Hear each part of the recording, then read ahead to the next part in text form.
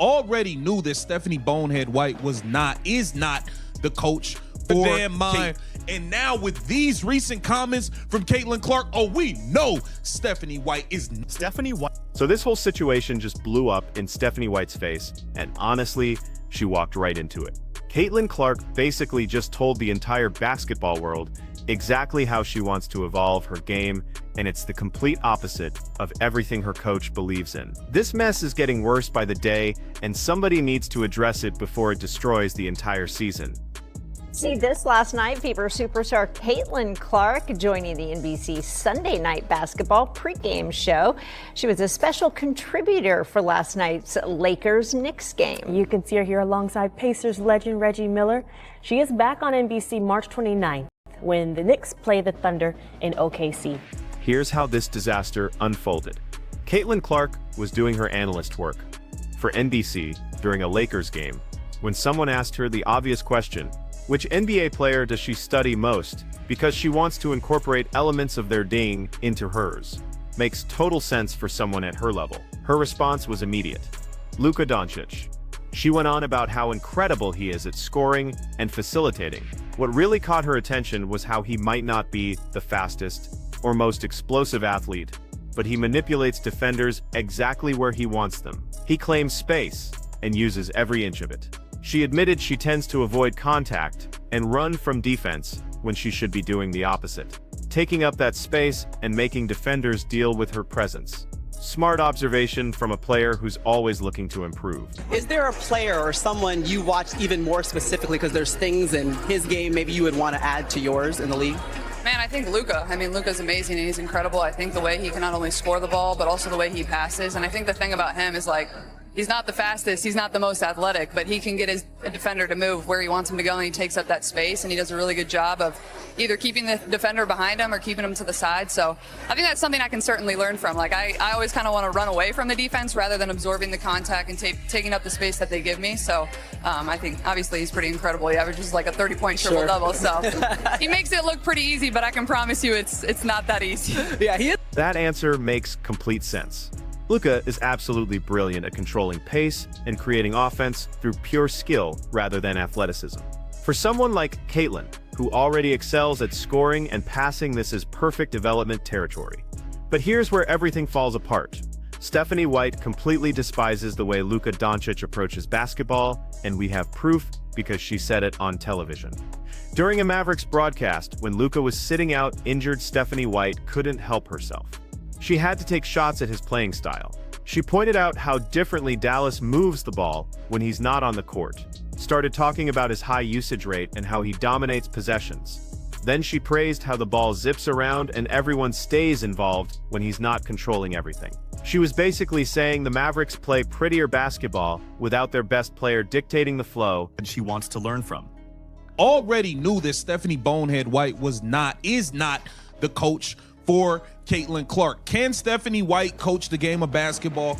Yes, but is she the right coach for Caitlyn Clark? Probably absolutely not. I don't think she is at all. I don't want her anywhere near Caitlyn Clark, okay? Once you decided to, you put that girl at small forward in a damn basketball. What she's really attacking there is obvious. She hates ball-dominant players who control possessions and create through individual brilliance. She wants constant ball movement and shared responsibility. That's a direct criticism of everything Caitlyn Clark just said she admires about Luka's approach. The disconnect couldn't be more glaring. This gets absolutely ridiculous when you realize what Stephanie White is actually criticizing. Caitlyn Clark runs a high-usage offense herself. Her entire identity revolves around having the ball in her hands and creating opportunities for everyone else. That's what made her special at Iowa and what made her rookie season must-watch basketball. Now her coach is on record saying she doesn't respect that approach to the game. How does this partnership possibly work when they have completely opposite philosophies about effective basketball? Caitlyn wants to become more like Luka, more control over possessions, better at dictating tempo, more creative in isolation situations. Stephanie White clearly wants the opposite. Lower usage rates, constant ball movement, shared offensive responsibilities. These aren't minor disagreements about strategy. This is fundamental opposition about how basketball should be played at the highest level. Stephanie White already showed her hand with how she's been handling the Fever. She's trying to make Aaliyah Boston the focal point of the offense, instead of Caitlyn. Running motion sets that require endless passing instead of letting Caitlyn create magic in space. She's actively working to reduce Caitlyn's involvement, which is backwards thinking. The Fever had one of the most explosive offenses in the league during the second half of last season. After the Olympic break, they were appointment television. Caitlyn was destroying defenses with pick and rolls, draining deep threes, threading impossible passes, completely taking over games when necessary. The offense was flowing naturally, and wins kept piling up. Nobody complained about the system, because it worked perfectly. Then Stephanie White shows up and decides everything needs to change. She brings in that Connecticut Sun style of play where the ball runs through Aaliyah Boston and Caitlyn becomes just another moving part. That's not what anyone wants to see. Fans aren't buying tickets to watch Aaliyah Boston post up or Kelsey Mitchell catch and shoot. They're coming to see Caitlyn Clark dominate basketball games. Stephanie White seems determined to prevent exactly that from happening. The small forward experiment should have ended her coaching career immediately. Taking the most dynamic point guard in women's basketball and sticking her at small forward is either complete incompetence or deliberate sabotage. Neither option is acceptable. The fact that it happened at all shows how disconnected Stephanie White is from understanding what makes this team successful. Then came the Aerial Powers situation where she wanted to run point guard instead of Caitlyn.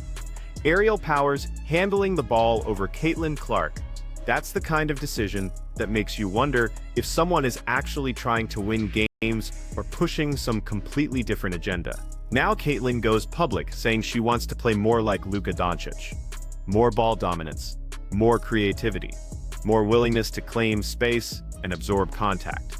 Meanwhile, Stephanie White has already told the world she doesn't like that style of basketball. She prefers ball movement and reduced usage.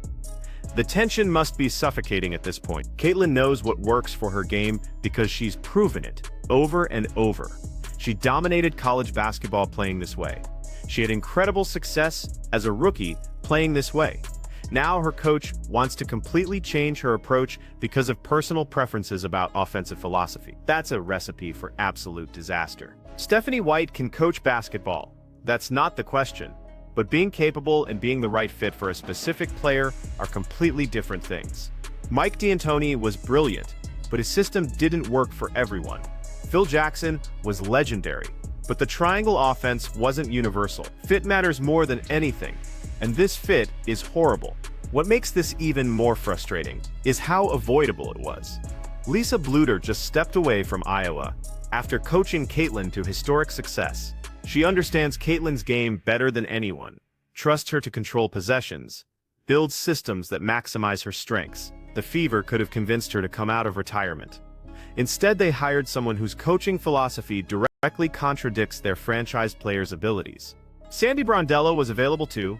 She's proven she can handle star players and understands modern offensive concepts.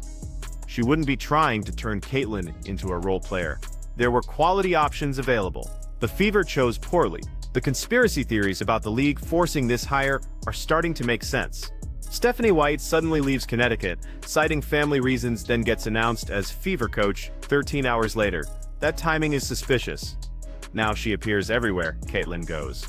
Team USA events, various appearances, always in her orbit.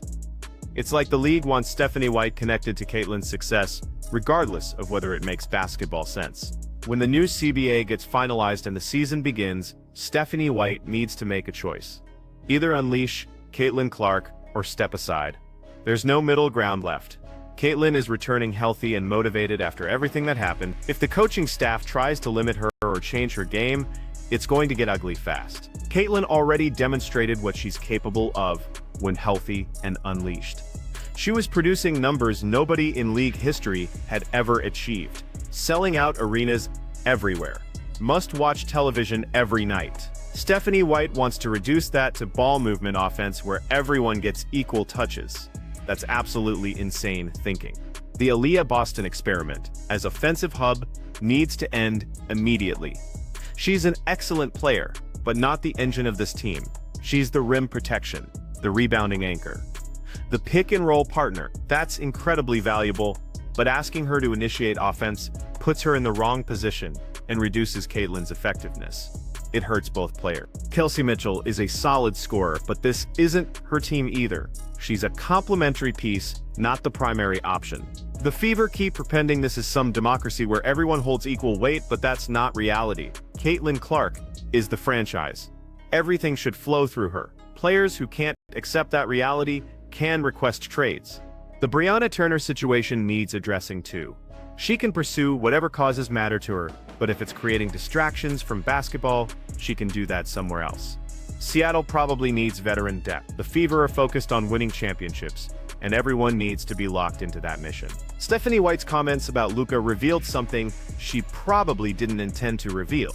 She fundamentally opposes letting great players dominate possessions. She thinks that's selfish basketball. Prefers systems where the ball moves constantly and everyone gets touches. That philosophy works for some rosters. It's completely wrong for a team built around generational talent like Caitlyn Clark. Caitlyn mentioning Luka isn't random either. She's signaling exactly how she wants to develop her game. More ball dominance. More creativity, more willingness to impose her will on games. That's growth mindset from an already elite player. Smart coaches encourage that development. Stephanie White has already shown she'll fight against it. The regret is going to hit hard when this situation explodes. She had an opportunity to coach generational talent, be part of something historic, build championships around incredible ability. Instead, she's trying to force Caitlyn into her preferred system rather than building systems around Caitlyn's strengths. That's coaching malpractice. When the season starts and the Fever struggle because their offense is predictable and boring, who takes the blame? The coach. When Caitlyn's production drops because she's not being utilized properly, who gets blamed? The coach. When attendance falls because games aren't exciting anymore, who's responsible? The coach. Stephanie White is setting herself up for complete failure. This whole mess was completely avoidable. If Stephanie White had studied Caitlyn's film and understood what makes her special, then built offense to maximize those strengths, this could have been incredible. Instead, she's trying to impose her will and modify Caitlyn's game to match her preferences. That never works with elite players. Michael Jordan didn't change his approach to fit Phil Jackson's triangle offense. Phil adapted the triangle to maximize Jordan's abilities. LeBron James never became a spot-up shooter for new coaches. The coaches adjusted their systems to leverage LeBron's talents. That's how you handle elite players. But Stephanie White apparently thinks she knows better than everyone else. Better than the coaches who developed Caitlyn at Iowa. Better than the system that worked during her rookie season. Better than what Caitlyn herself says she wants to improve. That arrogance is going to cost everything. The instant regret is probably already setting in. She thought she could impose her will and make this team play her style of basketball. Prove all the doubters wrong. Instead, she's created massive tension with her franchise player, revealed fundamental philosophical differences about how basketball should be played, set herself up as the scapegoat when everything falls apart. Caitlyn Clark will be fine regardless. She's too talented and driven to be held back permanently. If Stephanie White won't let her dominate eventually, the front office will intervene, or Caitlyn will force the issue herself. Great players always find ways to succeed, but Stephanie White's reputation is going to take massive damage if this doesn't work. Based on everything we've seen, it's not going to work. Stephanie White picked a fight she can't possibly win by trying to change Caitlyn Clark instead of embracing her brilliance. The philosophical clash is obvious now, and this situation is headed straight for disaster.